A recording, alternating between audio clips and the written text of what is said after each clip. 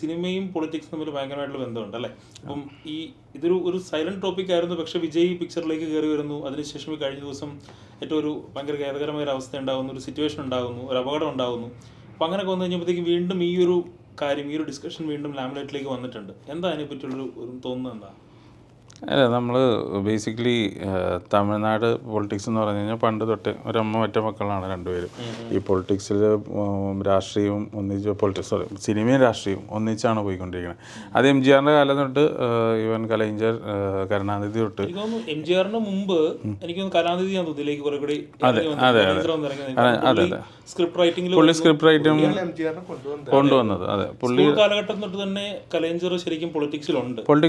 പുള്ളി active politician ആയിരുന്നു. പുള്ളിയാണ് എംജിആറിൻ്റെ പോപ്പുലാരിറ്റിയും ഇതിന് കൊണ്ടുവരുന്നത്, DMK-യിൽ കൊണ്ടുവരുന്നത്. പിന്നെയാണ് അണ്ണാ DMK ആയി അത് സ്പ്ലിറ്റ് ആവുന്നതും ഓക്കെ. പക്ഷെ ആ കാലഘട്ടം തൊട്ട് നോക്കിക്കഴിഞ്ഞാൽ നമുക്ക് രാഷ്ട്രീയം വളരെയധികം ഇതായിട്ട് നിൽക്കുന്നത് സിനിമയായിട്ട് വളരെ അടുത്ത് പിന്നീട് വന്ന കാലഘട്ടത്തിൽ നോക്കിക്കഴിഞ്ഞാൽ നമ്മൾ നോക്കുമ്പം എംജിആറിൻ്റെ കാലഘട്ടം കഴിഞ്ഞപ്പോഴേക്കും എംജിആറിൻ്റെ കാലഘട്ടം ഇരിക്കുമ്പോൾ തന്നെ ഇത് രണ്ടായിട്ട് സ്പ്ലിറ്റായി.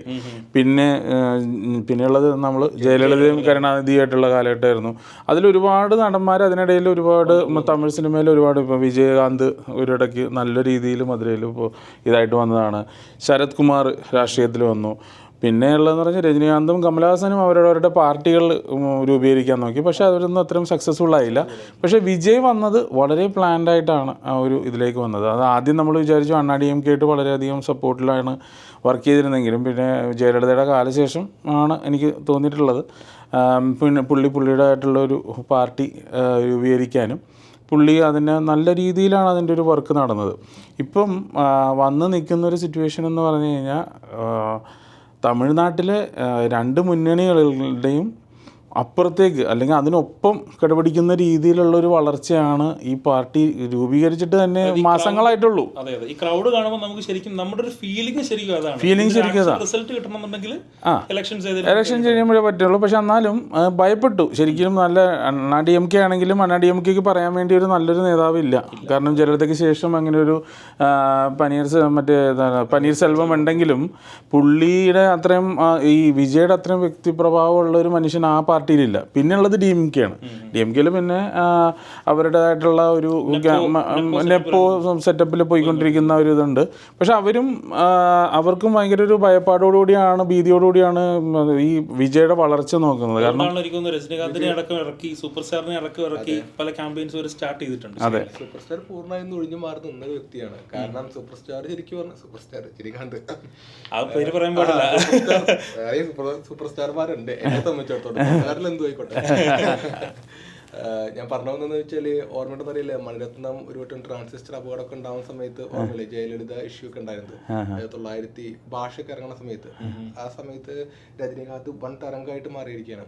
ആ സമയത്താണ് മണിരത്നത്തിന് ബോംബെ സിനിമ ഇറങ്ങിയിട്ട് ട്രാൻസിസ്റ്റർ അപകടം ഉണ്ടാക്കാനൊക്കെ ശ്രമിച്ച് അതിനെതിരെ അപ്പോൾ ജയലളിതയാണ് അത് ചെയ്തത് എന്ന് വരികയും അങ്ങനെ രജനീകാന്ത് അതിനെ ശക്തമായി എതിർക്കുകയും ഒരിക്കലും ജയലളിത ഒരു തെരുവിലൂടെ പോകുന്ന വഴിക്ക് രജനീകാന്തിന്റെ കാർ സ്റ്റോപ്പ് ചെയ്യുകയും അങ്ങനെയാണെന്ന് ഞാനും ഇറങ്ങുന്നു പറഞ്ഞുകൊണ്ട് അങ്ങനെ പുള്ളി ഇറങ്ങി. അന്നേ പുള്ളി രാഷ്ട്രീയത്തിലേക്ക് ഇറങ്ങും എന്നൊരു ഭീതി ഉണ്ടായിരുന്നു. ഒരുപാട് പ്രശ്നം അന്ന് അദ്ദേഹത്തിന് വന്നിട്ടുണ്ടായിരുന്നു. അന്ന് കോൺഗ്രസ് തുടങ്ങിയ എല്ലാ പാർട്ടികളും അദ്ദേഹത്തിന് പിന്നെ. പക്ഷെ അദ്ദേഹം ഇല്ല, ഞാൻ ഇപ്പൊ രാഷ്ട്രീയത്തിലേക്ക് ഇല്ല എന്ന് അന്ന് പറയുകയും പക്ഷെ പിന്നീട് ആള് വരില്ല എന്നൊരവസ്ഥ വരുന്നു. പിന്നീട് വന്നു, പിന്നീട് ഇല്ല എന്ന് പറയുന്നു, ഇപ്പൊ അവസാനം വീണ്ടും വന്നു എന്ന് പറയുന്ന എന്ന് വെച്ച് കഴിഞ്ഞാൽ അവിടുത്തെ സിനിമ നടന്മാർ പറയില്ല കമോൺ ഇറങ്ങു. അല്ല, രജനീകാന്തിന്റെ ഒരു ഇതെന്ന് പറഞ്ഞു കഴിഞ്ഞാൽ പുള്ളി റൈറ്റ് ടൈമിന് അതിനെ ലോഞ്ച് ചെയ്തില്ല എന്നുള്ളതാണ് പുള്ളി ചെയ്തൊരു ലോഞ്ച് ചെയ്യുമ്പോൾ ഓൾറെഡി ലാംലൈറ്റിൽ നമുക്ക് അണ്ണാ DMK-യും DMK-യും രണ്ടും ഈക്വൽ ഓപ്പോസിഷൻ ആയിട്ട് നിൽക്കുകയാണ്. ആ സമയത്ത് പുള്ളി എടുത്തൊരു ഡിസിഷൻ എനിക്ക് തോന്നുന്നില്ല കറക്റ്റായിരുന്നു തോന്നുന്നില്ല. അതാണ് വിജയ്ക്ക് കിട്ടിയ സാധനം. കറക്റ്റ് DMK ഒരു ഒറ്റ പാർട്ടിയായിട്ട് നിൽക്കുന്നു, അണ്ണാ DMK അതിന്റെ ഏറ്റവും മോശപ്പെട്ട അവസ്ഥയിലേക്ക് പോയിക്കൊണ്ടിരിക്കുന്നു. ഒരു പ്രതിപക്ഷം ഇല്ലാത്തൊരവസ്ഥ വരുന്ന സമയത്താണ് വിജയ് കയറി വരുന്നത് വിത്ത് ലോട്ട്സ് ഓഫ് മണി. അതെ, വിജയ്ക്ക് അതാണ് ഒരു എന്ന് പറഞ്ഞു കഴിഞ്ഞാൽ പുള്ളി വെൽ പ്ലാൻഡ് ആണ്. പുള്ളിയുടെ അത്രയും പൈസ ഇപ്പം എനിക്ക് തോന്നുന്നത് ഒരു പാർട്ടി ഇത് രൂപീകരിക്കാൻ വേണ്ടി ഏറ്റവും വലുത് വേണ്ടത് ഫണ്ടാണ്. പുള്ളിയുടെ അത്യാവശ്യത്തിൽ കൂടുതൽ ഫണ്ടുകളുണ്ട്. പുള്ളിയുടെ സിനിമകൾ അത്രയും വലിയതായിട്ടാണ് സെല്ലാവുന്നത് അല്ലേ. ഈ കഴിഞ്ഞ ഇൻസിഡന്റിന്റെ സമയത്ത് തന്നെ അവിടെ ഇൻസിഡന്റ് നടന്നു, വിതിൻ മണിക്കൂറുകൾക്കകം പുള്ളി ഫ്ലൈറ്റ് ചാർട്ട് ചെയ്ത് പുള്ളി ചെന്നൈയിൽ ചെന്നു. ആണല്ലേ? അവിടുന്ന് ആ ഇൻസിഡന്റ് നടന്ന് അവിടെ എന്ത് സംഭവിച്ചു എന്നതിനെ പറ്റി പോലും പുള്ളി അറിഞ്ഞിട്ടില്ല. അതുകൊണ്ട് ഫ്ലൈറ്റ് ചാർട്ട് ചെയ്യുന്ന ആള് ചെന്നൈയിലെത്തി. അത്രയും മണി പവർ ഉണ്ട്. മണി പവർ ഉണ്ട്. അതിനെ വെല്ലാനാണ് ഇപ്പം പറഞ്ഞു കഴിഞ്ഞാൽ ഒരു പരിധിവരെ പറഞ്ഞു കഴിഞ്ഞാൽ BJP വരെ വെല്ലുവിളിയാണ്. ഇപ്പം ഒരു പരിധി വരെ BJP ഒരു ചെറിയ രീതിയിൽ വളർച്ച ഉണ്ടാകുന്ന, തമിഴ്നാട്ടിൽ അങ്ങനെ ഒരു വളർച്ച ഇല്ല. അണ്ണാമലയ്ക്ക് വരുന്നോണ്ടിരിക്കുമ്പോൾ കുറച്ച് വളർച്ച വന്നുകൊണ്ടിരിക്കുന്നതാണ്. ആ ഒരു സിറ്റുവേഷനെ വരെ വളരെയധികം അവർ എന്താ പറയുക, BJP വരെ ഒരു വളരെ ഇതോടുകൂടിയാണ് കാണുന്നത് പുള്ളിയുടെ ഇത്. അപ്പോൾ അതുകൊണ്ട് ഈ ഒരു ഇൻസിഡൻറ്റ് എല്ലാവരും ഒരു അഡ്വാൻറ്റേജ് ആക്കി എടുക്കാൻ സാധ്യതയുള്ളൊരു സംഭവമാണ്. അതിന് വരും ദിവസങ്ങൾക്ക് നമുക്ക് കാണാം ഇത് ആരുടെ രീതിയിലേക്കാണ് ഈ കോർട്ട് ഇത് മാറി കയറുന്നതെന്ന്. കാരണം സെൽഫ് ഗോളാവാം ചില സമയത്ത്, ചിലപ്പോൾ പുള്ളിക്ക് അതൊരു അഡ്വാൻറ്റേജ് ആവാം. പക്ഷേ അതിനെ എന്ത് വന്നാലും ഇപ്പം വിജയുടെ PR വർക്ക് ചെയ്യുന്നവർ വളരെ സ്ട്രോങ് ആയിട്ടുള്ളൊരു ടീമാണെന്നാണ് എനിക്ക് തോന്നിയിട്ടുള്ളത്. അത് എനിക്ക് തോന്നിയിട്ടുള്ള കാര്യം വെച്ചാൽ ഇന്നെല്ലാം PR വർക്കാണ്. ഈവൻ മോദി അധികാരത്തിലെത്തിയതിന് പുറകിൽ വളരെ ശക്തമായ PR വർക്ക് ഉണ്ട്. അതിന് പുറകിൽ യൂസ് വരെ ഉണ്ട് എന്ന് ഒരു അപ്രഖ്യാപിത ഒരു പരിപാടിയോടെ നടക്കുന്നുണ്ട്.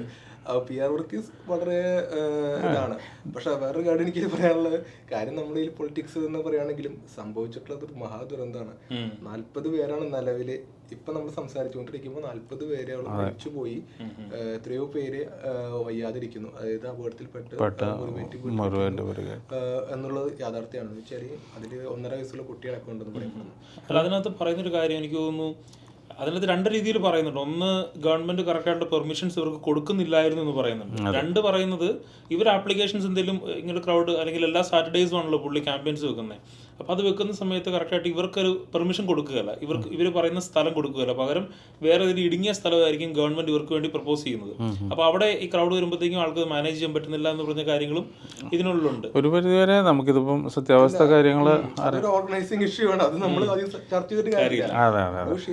എനിക്ക് തമിഴ്നാട്ടില് നമ്മൾ നോക്കുമ്പോഴത്തേക്കും ബാക്കി എൻ്റയർ സ്റ്റേറ്റുകൾ അല്ലെങ്കിൽ ബാക്കി സംസ്ഥാനങ്ങൾ വെച്ച് നോക്കുമ്പോഴത്തേക്കും അവിടെ കുറെ കൂടി പ്രാദേശിക രാഷ്ട്രീയത്തിന് കുറച്ചൊരു ഇമ്പോർട്ടൻസ് ഉണ്ട്. ഇപ്പം കോൺഗ്രസ് ആണെങ്കിലും അധികം ലാംലൈറ്റിലില്ല, BJP ആണെങ്കിലും എന്തൊക്കെയോ സംഭവിക്കുന്നുണ്ട്, പക്ഷെ ലാംലൈറ്റിലേക്ക് ഇല്ല.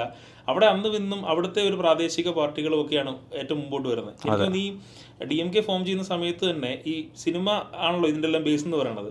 അപ്പോൾ ഈ കലൈഞ്ചർ കഥകൾ എഴുതുന്നു. ആ കഥകളിൽ ശരിക്കും പറഞ്ഞാൽ ഞാൻ ഈ വിജയിനെയും ഈ പറഞ്ഞ കലൈഞ്ചറിൻ്റെ ഈ ഒരു അവസ്ഥ, ഈ 2 കാലഘട്ടം കൂടെ കമ്പയർ ചെയ്യുകയാണ്. കലൈഞ്ചർ അവിടുത്തെ എല്ലാവർക്കും രക്ഷകനാകുന്ന ഒരു കഥകളാണ് ആ സമയത്ത് എഴുതിക്കൊണ്ടിരുന്നത്. അങ്ങനെ ആ കഥകളിലെ നായകനായിട്ട് ആര് വരുന്നു? MGR വരുന്നു. ഈ കലൈഞ്ചർ എഴുതി കൊടുക്കുന്ന ഡയലോഗുകൾ ഏറ്റവും ഭംഗിയായിട്ട് സിനിമയിൽ MGR പറയുന്നു. MGR ലാംലൈറ്റിലേക്ക് വരുന്നു. ഇവർ 2 പേരും ഏറ്റവും മുമ്പിലേക്ക് കയറി വരുന്നു.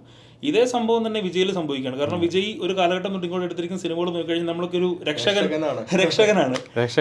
പിന്നെ ഭയങ്കര PR വർക്കാണ്. ഇവൺ അതിനകത്ത് ഉണ്ടാവുന്ന ഒരു സോങ് പുള്ളിയുടെ ഒരു പൊളിറ്റിക്കൽ അജണ്ടയ്ക്ക് വേണ്ടിയുള്ള സോങ് ആയിരിക്കും.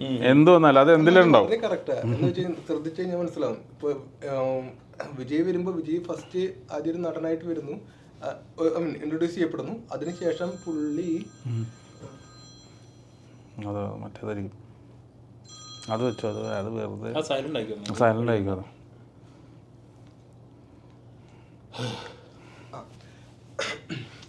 ഇല്ല, അപ്പൊ പുള്ളി അപ്പോൾ സിനിമയിലേക്ക് ആദ്യമായിട്ട് ചെറിയ റോളുകളല്ല നായിക നടനായിട്ടാണ് വരുന്നത്. അദ്ദേഹത്തിന് ആ ഒരു പാരമ്പര്യം ഉണ്ട്, അദ്ദേഹം നെപ്പോക്കിട്ട് തന്നെയാണ് വരുന്നു. അതിനുശേഷം പിന്നെ ആദ്യം ആളറിയപ്പെടാൻ തുടങ്ങുന്നത് ഇളയ ദളപതിയായിട്ടാണ്. കാരണം അവിടെ ദളപതിയായിട്ട് ശരിക്ക് ഒരു സിനിമയിൽ വന്നിട്ടുള്ള രജനീകാന്ത് ഉണ്ട്. പിന്നെ ആ ഒരു പട്ട ആൾക്ക് ആവശ്യമില്ലാത്തതിന്റെ പേരിൽ ആൾ ഉപയോഗിക്കുന്നില്ല, എന്നാലും ഞാൻ ഇളയ ദളപതിയായിട്ട് അറിയപ്പെടുള്ളൂ എന്ന് പറഞ്ഞുകൊണ്ട് വരുന്നു. കുറച്ചു കാലം കഴിഞ്ഞപ്പോൾ ഞാൻ തന്നെയാണ് ദളപതി എന്ന് പറഞ്ഞു വരുന്നു. പിന്നെ ഓർമ്മയില്ലേ, കാക്കാര് മുകളിൽ പറക്കും കഴുകാര് പറക്കും, ആ ഒരു തർക്കത്തേക്ക് വരുന്നു. അങ്ങനെ ആള് തന്നെയായി ഇതിന്റെ കിങ് ആയിട്ട് ആള് മാറുന്നു. പിന്നെ അതിനുശേഷം ആ കിങ്ഡത്തിൽ അത്രയും ആളുടെ ഭാഷയിൽ പറയാന്നുണ്ടെങ്കിൽ അത്രയും വലിയ ഉച്ചിയിൽ നിൽക്കുമ്പോൾ അദ്ദേഹം ഈ രാഷ്ട്രീയത്തിലേക്ക് വരുന്നു. പിന്നെ സിനിമയിലെ കാര്യം നേരത്തെ സൂചിപ്പിച്ച കാര്യം പറയാന്ന് വെച്ചാല് ആള് ആദ്യം അണ്ണൻ എന്ന് പറയുന്ന വാക്കൊക്കെ ആള് കൊണ്ടുവന്നതാണ്. അത് ഈ അടുത്താണ് കൊണ്ടുവന്നത്. അദ്ദേഹത്തെ അണ്ണനായിട്ട് ഇനി മുതൽ എല്ലാവരും കരുതണം. അതുകൊണ്ടാണ് മറ്റേ ഇല്ല, ഞാൻ പറഞ്ഞ ആളുടെ പാട്ടുകളുടെ ഇപ്പൊ പാട്ടുകളില് അണ്ണൻ വന്ന് ആ പാട്ടുകളുണ്ടല്ലോ, അതൊക്കെ ഒക്കെ രാഷ്ട്രീയപരമായിട്ട് വന്നിട്ടുള്ളതാണ്. വേറൊരു കാര്യം പറയാൻ 2015 മറ്റോ ആള് തെരഞ്ഞെടുപ്പിന് മുമ്പ് സൈക്കിൾ പോയത്. അന്നത്തെ അതായത് അന്ന് പെട്രോളിന് വില കൂടുതലാണ് എന്നതിന്റെ പേരില് ആള് പക്ഷെ ഒറ്റ സ്റ്റേറ്റ്മെന്റ് ഒന്നും ഇറക്കിയില്ല, വെറുതെ ഒരു ഡ്രൈവ് ചെയ്തു. അല്ല, ഒരു സിനിമാ സാധനം വിചാരിക്കുമ്പോഴത്തേക്കും ഓക്കെ ഒരു നടൻ സൈക്കിൾ എടുക്കുന്നു, വോട്ട് ഇലക്ഷന് പോകുന്നു.